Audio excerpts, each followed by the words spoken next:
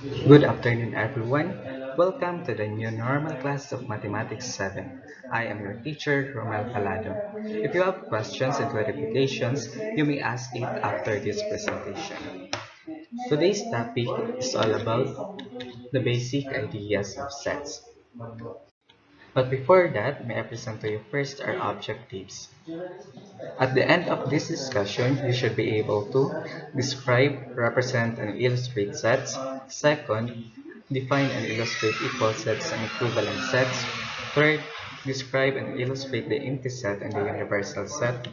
Fourth, define subset and proper subset. And lastly, determine cardinality of sets.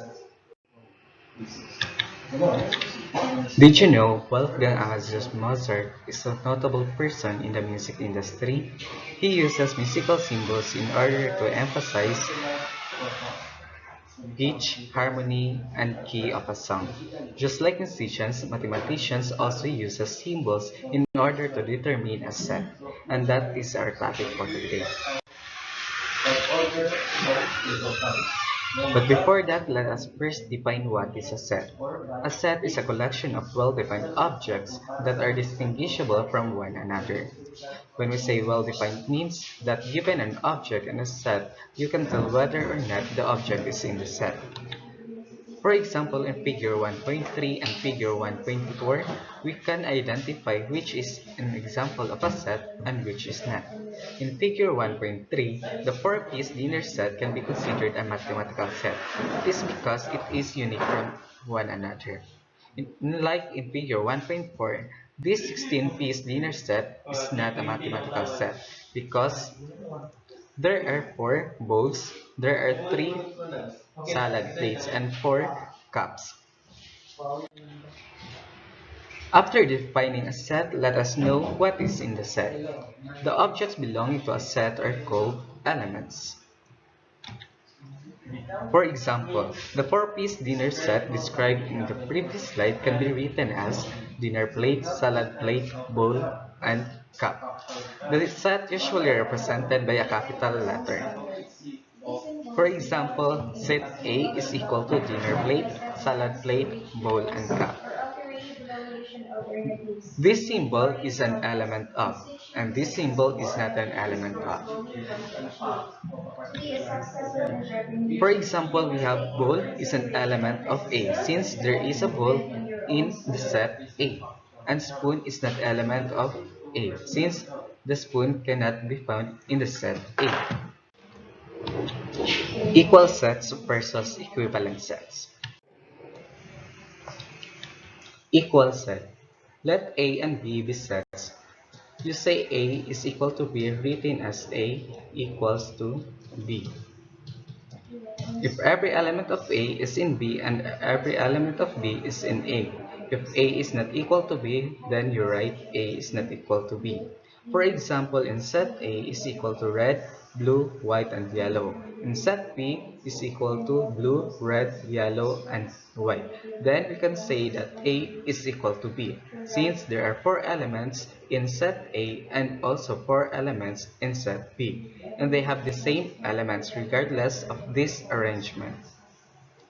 Now, if you are given another set, which is set C, red, blue, white, then A is not equal to C, because there are four elements in set A and three elements in set C. Another example, in set D is equal to 1, 2, 3, 4, and 5, and set E is equal to 1, 2, 3, 4, and 5, and set F is equal to 1, 3, 4, and 5. Then, we can conclude that D is equal to E since there are 5 elements in set D and 5 elements in set E, and all the elements in D can be found in the elements of E, and elements of E can be found in the elements of D. We can conclude also that D is not equal to F or E is not equal to F, since there are 5 elements in set D and E, but only 4 elements in set F. Methods of representing a set. There are two methods representing a set, namely rooster and rule method. First, rooster method. A set is represented by listing all its elements. For example, Let B be equal to the set of distinct letters in the word character. When we say distinct, the letters should not be repeated. Number 1. Describe the set B by listing all its elements. So the solution is B is equal to C, H, A, R, T, and E. Number 2. Fill in each blank with the correct symbol, E, or element. In A, we have elements. Since we can find A in the elements of B. Letter B is not element because B cannot be found in the element of B. Letter C is an element of B. D is not element. E is an element and R is also an element.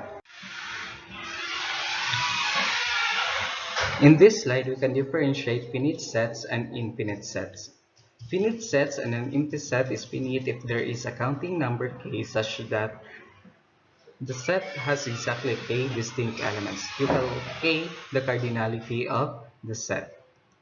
For example, we have set A is equal to 2, 4, 6, 8, 10, and 12. Then the cardinality of set A is 6 because there are 6 elements in set A.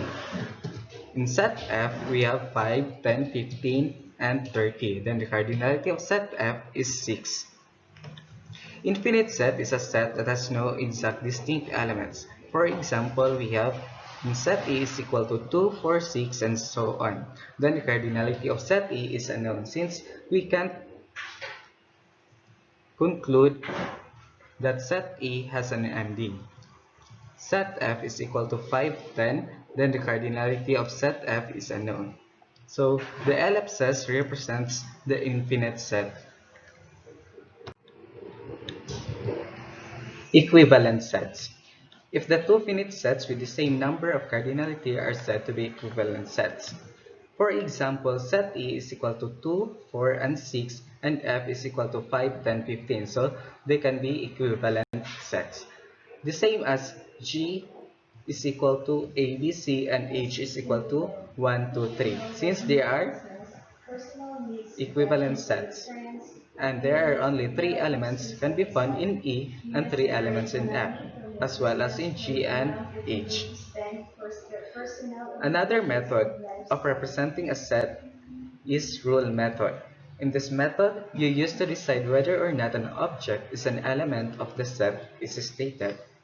For example, the set of real numbers of all numbers that are greater than or equal to 10 can be written in the form A is equal to x is an element of natural numbers such that x should be greater than or equal to 10.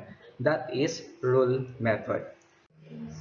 In this slide, you will be able to differentiate the two representations of a set, the Rooster method and the rule method.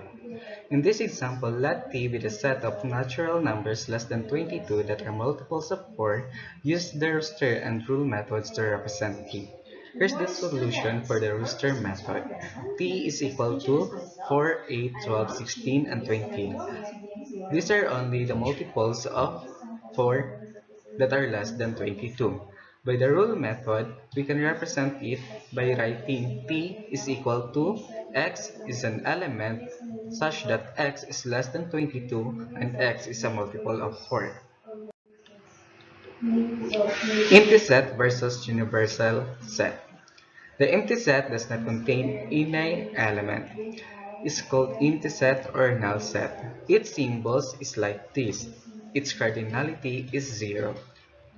While the universal set, all elements of sets in a specified setting is being contained in one set, called universal set, and it denoted by U. Subsets of a set. You say set A is a subset of set B if every element of A is in B. The symbol is like this, which is a subset of. On the other hand, the symbol like this is used to denote is not a subset of.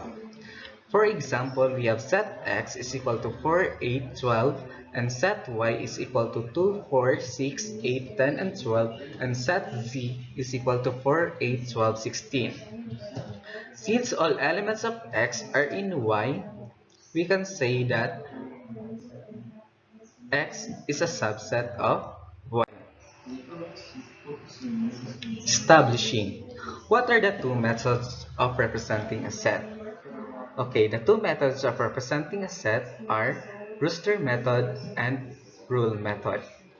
What do you call the set which no elements? It is called null set or empty set.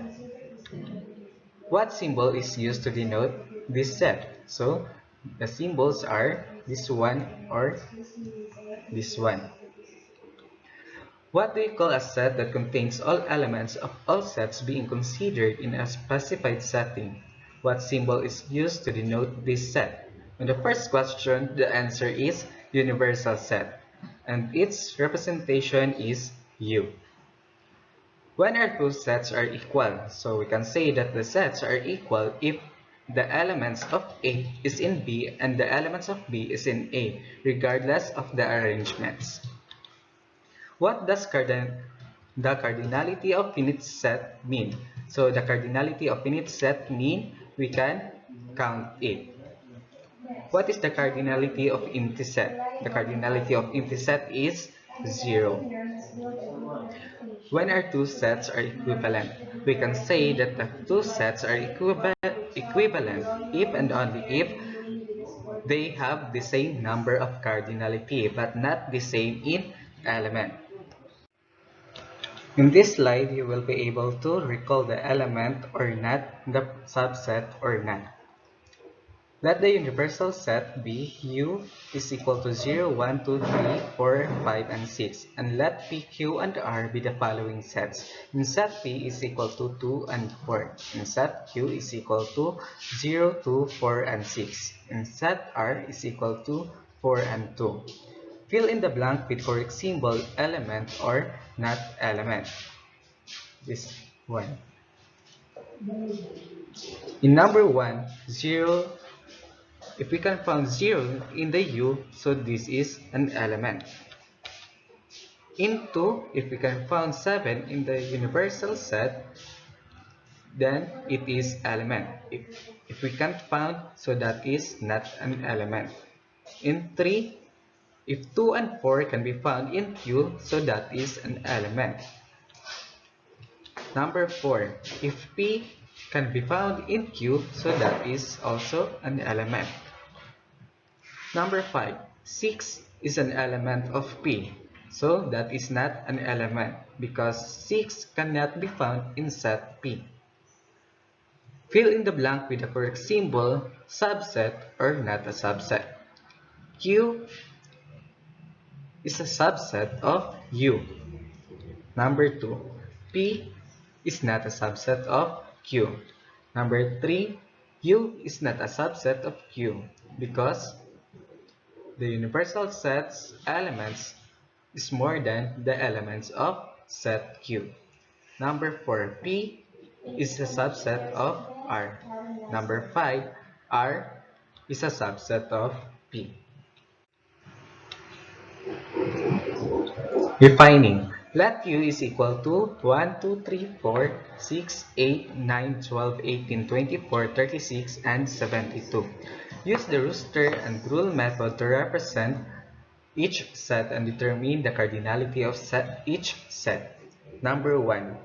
D is equal to the set of all elements in U that are multiples of 2. In set A, the set of all elements in U that are multiples of 3. In rooster method, the answer of number 1, set D is equal to 2, 4, 6, 8, 12, 18, 24, 36, and 72. Since 9 is not a multiple of 2. In number 2, set E is equal to 3, 6, 9, 12, 18, 24, 36, and 72. Since 8 is not a factor of 3 or not a multiple of 3. For the rule method, the answer of number 1, D, is equal to x is an element of natural numbers such that x is a multiple of 2 and x is less than or equal to 72. In number 2, the set E is equal to X is an element of n or natural number such that x is a multiple of 3 and x is less than or equal to 72. The cardinality of set in number 1 is 9 since there are only 9 elements or 9 multiples of 2. In set E, that is 8 since there are only 8 elements that are multiples of 3.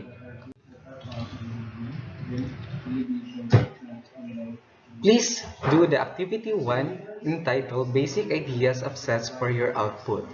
Or you may contact me in these numbers, sir 930, 680, 829 for your clarifications and questions. Or you may log in to the GAITF web page